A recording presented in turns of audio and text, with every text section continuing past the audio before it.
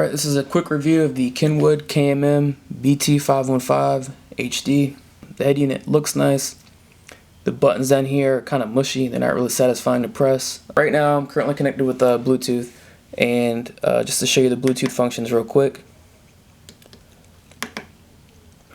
If you have multiple phones selected, you can select which one does audio and which one does phone.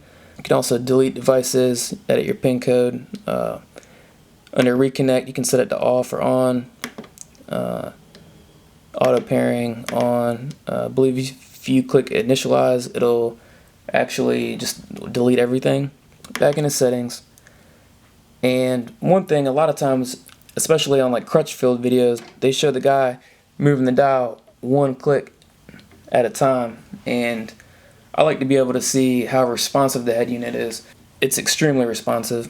So if I go into settings, you can start scrolling through everything very, very quickly. If you want to get into audio controls, instead of clicking, waiting for it to pop up, and then clicking it again, you can just double click and you're automatically in your audio control settings.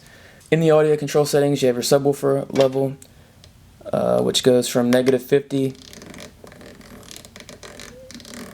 just crazy, all the way up to +10. In your EQ, you have 13 bands, and instead of them letting you know which band is which on here, there's plenty of room. They could have easily have done that. They decided not to, and they wrote it in the manual, which is kind of a huge drawback if you like to adjust your settings a lot. After you get to the 13th band and you move right one more time, you get your Q factor, your bass boost, and your loudness, and turn your subwoofer on and off. Your fader, your balance, your volume offset, which is source, which is independent of source. So if you adjust it on right now my Bluetooth source, it will only adjust it for that source. You got your sound effects, sound reconstruct, enhance, your realizer, your stage, which kind of brings your door speakers up a little bit. I've played with it before and it actually works pretty good, but again, I don't like messing with stuff like that, so I normally leave it all off. I try to get my sound to sound good by itself, but sometimes it helps a little bit. Drive EQ, you turn this on, it kind of pumps certain frequencies to make them sound better, like if you have your windows down. Sound reconstruct, there's just a bunch of different options in here, and you can kind of look in your manual and check them all out. I'm not going to really cover everything. You can adjust your speaker sizes for your front, your rears, and your subwoofer. For example, I can go to the front, make it a 6.5, and I can say what kind of tweeter I have, etc. Server, and then back to subwoofer level. What did it miss?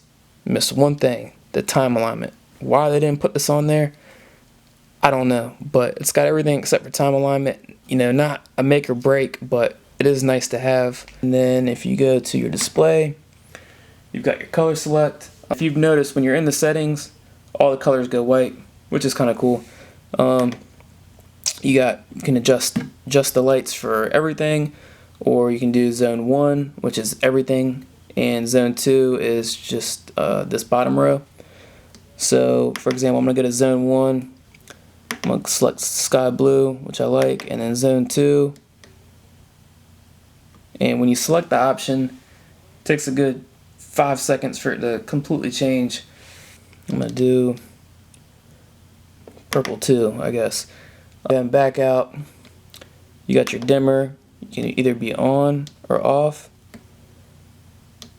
And I'm going to leave it off for now. There's actually no dimmer wire on the harness. It's not that big of a deal because it's easy to adjust without going into the settings. Your brightness, so you can adjust the brightness independently as well. But you've got a 0, which is, you know, if you've got extremely sensitive eyes at night.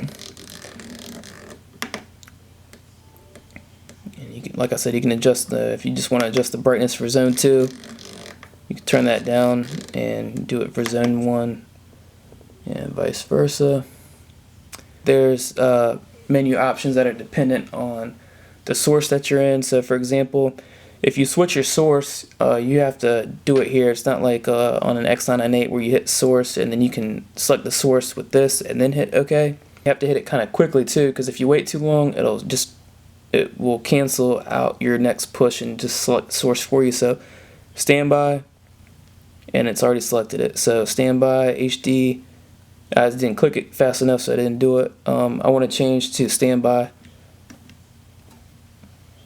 So I hit it 3 times fairly quickly. Kind of one of the drawbacks of the head unit. On standby, you can get to your tuner settings, Bluetooth mode, system. Under system, you can adjust the key beep. Under source select, you can, because the head unit has Pandora, iHeart, and Sirius XM, you can actually choose to not have them on this head unit. It's nice to be able to take them off, so when you're hitting source to pan through all your different sources, you don't have to hit it 3 extra times to pass up Pandora, iHeart, and Sirius XM, which I think are all complete garbage. You can see I have them all turned off, and the built-in aux, I have that turned off as well. Firmware update, factory reset, and okay, so that's that. You can change the language from English to Spanish. But if you want to adjust the dimmer, you can pretty much just hold down the display button. It says dimmer right above it. I don't know if you can see that or not. If you just hold it down, 1, 2, now your dimmer's on. 1, 2, now it's off. So that's an easy way to adjust it, since it doesn't have a dimmer wire on the harness. So now that I'm connected, I'm just gonna call myself. And one cool thing that it does is this row will change to green when you're getting a phone call.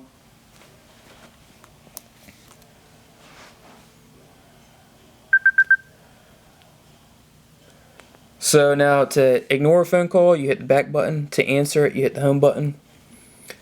So, or I mean not the home button, the phone button. And it does hands-free automatically is what the HF stands for. If you hit this button, what it does is it'll change to OH. It's actually putting the person on hold. I know you can't see it on my phone, but it changes the mute to a hold. It's weird. So to take them off hold, off mute technically, you just hit it again. Now if you go to your phone and you change the audio source to your iPhone, so you can hear them on your phone, it'll say, private. But I'm going to switch it back to the head unit.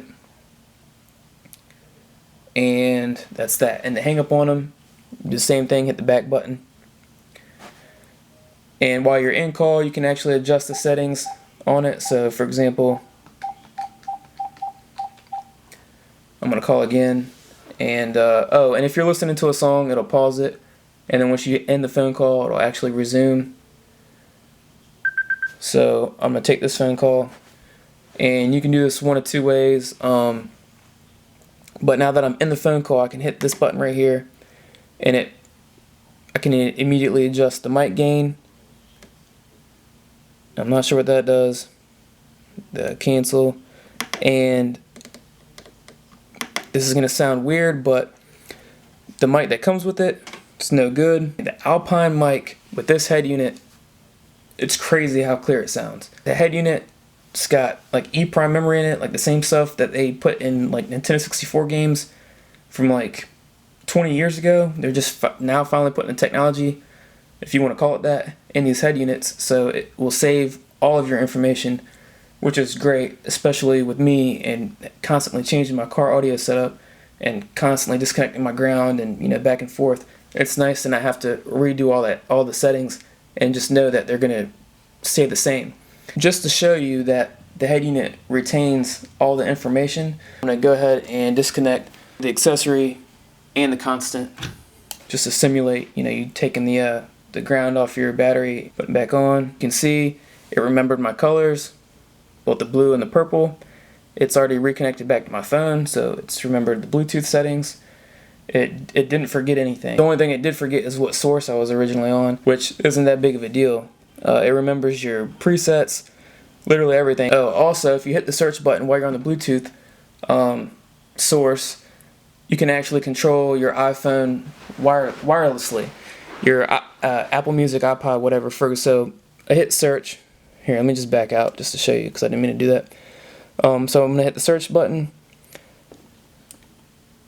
And then it pretty much syncs up with my phone, and I can click pushing on my, John's iPhone. Then you got your My Music playlists and radio. Now if you click on radio, it'll actually give you the options of the radio stations that you most recently listened to in Apple Music, which is nice.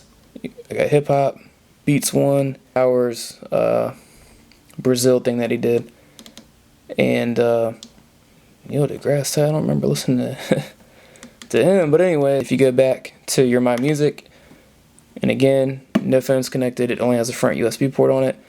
Click on your artist. You know, you can select the music like that. So I'm not going to select anything, I just want to show you that. And you can adjust what you want it to say on the display. And for example, you can click and say I want just the title and the album. I kind of like title and artist.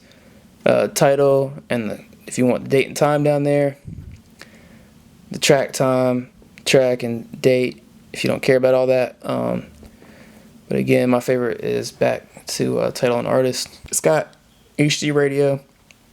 If you have a newer Android phone that has aptX, it supports aptX. Yeah, that's it. Aside from the mushy buttons and not having time alignment on it, it's actually pretty nice. I'm actually going to replace my X998 with this head unit because one, it's half the price, so I'm going to sell my X998 on eBay, and two, because of the memory functions. Just again, something that they've had forever. They could have incorporated into this head unit for, you know, nearly nothing, and it's nice. It saves all the settings, regardless of you disconnect your battery.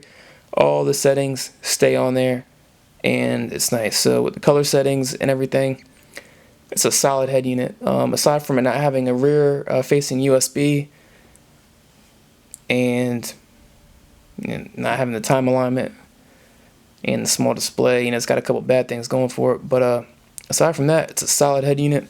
I just wanted to cover everything real quick because I didn't see any other videos on YouTube for it. But this is the KMM-BT515HD, and you can get them on eBay for about $100. So if you like the video, comment, like, subscribe, and maybe I'll throw some more up here.